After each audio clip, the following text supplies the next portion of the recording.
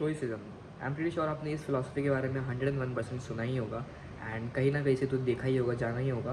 पर I am pretty sure कि most of your, majority of your को stoicism का एक्चुअल एप्लीकेशन अपनी लाइफ में and stoicism as a way of life कैसे अपनी लाइफ में अपनाते हैं उसके बारे में आपको ढंग से नहीं पता होगा। पता भी होगा तो आई एम प्रीटी श्योर कि वो गलत इन्फॉर्मेशन होगा, क्योंकि इंटरनेट पे एंड आई मीन कोई भी आप बुक्स पढ़ोगे, कहीं भी पढ़ोगे जहाँ पे स्टोइसिज्म को कोई एक वर्चू की तरह पोर्ट्रे किया जाता है, वहाँ पे हमेशा एक काफ़ी मिसकंसेप्शन होता है। फॉर एग्जाम्पल जूलियस सीजर, अगर आपने वो प्ले पढ़ा है, मेरे 10th में था ICSE में, तो उसमें जो ब्रूटस होता है उसको एक स्टोइक की तरह पोर्ट्रे किया जाता है। तो कैसे किया जाता है, उसकी जब वाइफ मर जाती है बिटवीन वॉर, पोर्शिया वॉर के बीच में मर जाती है, तो Brutus instead of crying, cornering out and all that, स्करिंग away, वो फिर भी इमोशनलेस रहता है, वो रिएक्ट नहीं करता है एंड अपने वॉर पे जैसा उसको काम था, जैसा निर्धारित था उस पर काम, वही करता है एंड उसे इग्नोर कर देता है एक तरीके से, रोता नहीं है, बिल्कुल इमोशन दिखाता नहीं है। इसकी वजह से काफ़ी सारे लोगों को लगता है, एंड उनकी भी गलती नहीं है, लगता है कि स्टोइसिज्म का मतलब होता है इमोशनलेस रहना, पर एक्चुअल में ऐसा नहीं है। स्टोइसिज्म का मतलब ये बिल्कुल भी नहीं है। स्टोइसिज्म की फ़िलॉसफी काफ़ी और डीप जाती है इस शैलो थाट से कि बस इमोशनलेस हो जाओ, हो गया, काफ़ी डीप जाती है। एंड आज मैं उसी में बात करने वाला हूँ एंड आप कैसे अपनी लाइफ में एक्चुअली प्रैक्टिकली अप्लाई कर सकते हो।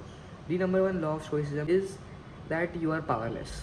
यस, बहुत ही नाइलेटिंग थॉट है, but that is the truth. You are completely powerless, आपके कंट्रोल में कुछ नहीं है।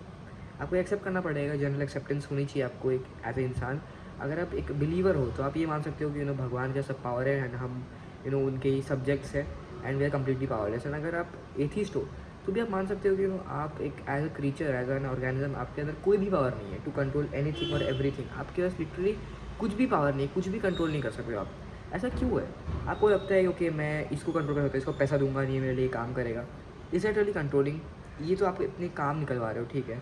क्या आप उसके थॉट्स को कंट्रोल कर सकते हो? क्या उसके दिमाग में क्या चल रहा है वो कंट्रोल कर सकते हो? क्या किस वेवलेंथ पे वो सुनता है वो कंट्रोल कर सकते हो? क्या कैसे ब्रीदिंग पैटर्न में ब्रीथ कर रहा है वो सुन सकते हो? क्या वो म्यूइंग कर रहा है या नहीं सुन सकते हो?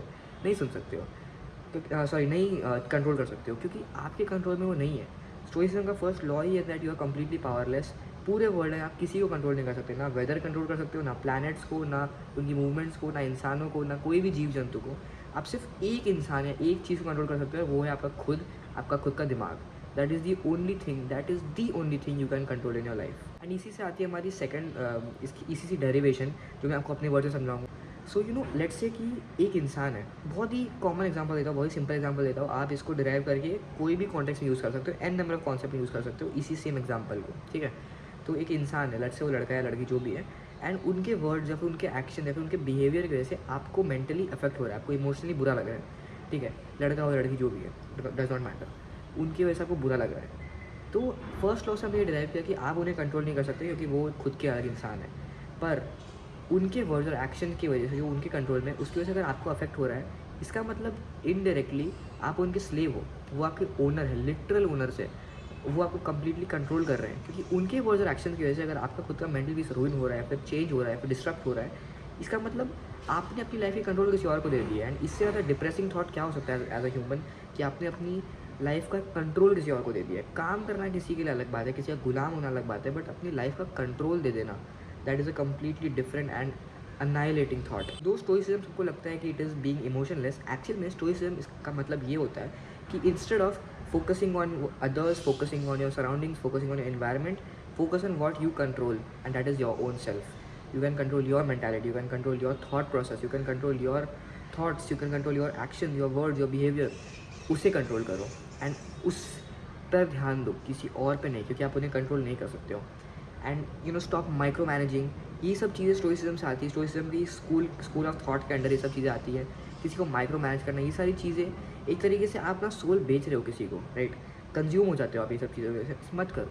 जो चीज़ें आपकी कंट्रोल में है उन पर ध्यान दो। आपका काम, आपका रिलीजन है, उस पर ध्यान दो। आपका वर्च्यू, आपका रिलीजन है, उस पर ध्यान दो।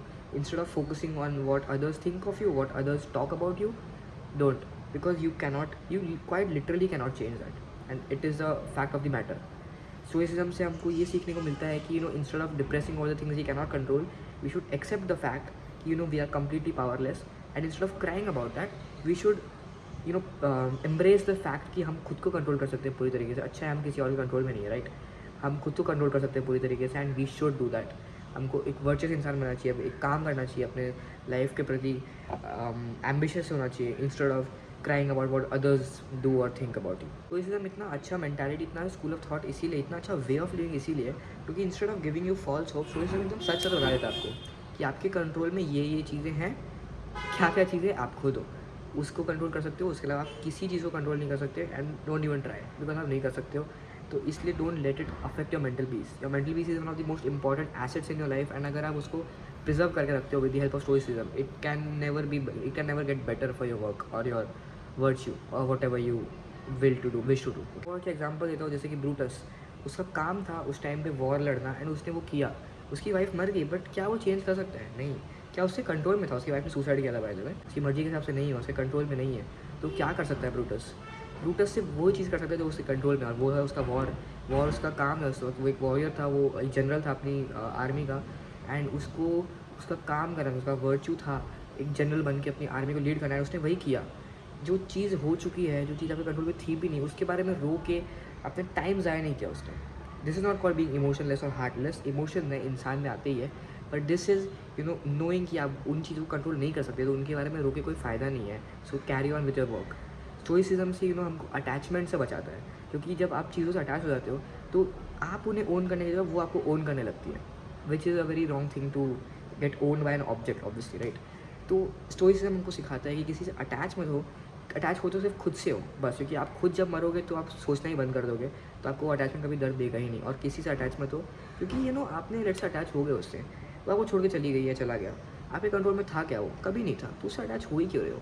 ऐसे चीज़ से अटैच हो जो कि आपके कंट्रोल में हो, जो खुद हो। मोर ओवर स्टोइसिज्म में काफ़ी ज़्यादा अलाइन करता है कृष्ण भगवान के वो लाइन से, वो सेइंग से कि कर्म पर ध्यान दो, फल की चिंता मत करो। उसके ऊपर मैं पूरा वीडियो बना सकता हूँ अगर कुछ चाहिए तो। I think I am gonna make that as my next video, because काफ़ी इंटरकनेक्टेड है ये वीडियो और वो स्कूल ऑफ थॉट, वो mentality. So that was the video about this philosophy guys. I hope आपको ये कुछ सीखने को मिला इस वीडियो से, एंड अगर आप इसको अपनी लाइफ में अप्लाई करते हो, आई एम प्रीटी श्योर कि आपको बहुत ज़्यादा फ़ायदा मिलेगा इस फिलॉसफी से, क्योंकि मेरे को तो बहुत मिला है एंड आपको भी मिलेगा। होपफुली आपको वीडियो से कुछ सीखने को मिला हो, अगर नहीं मिला हो तो I try hard next time. Till then will catch each other in the next video. Thank you so much guys.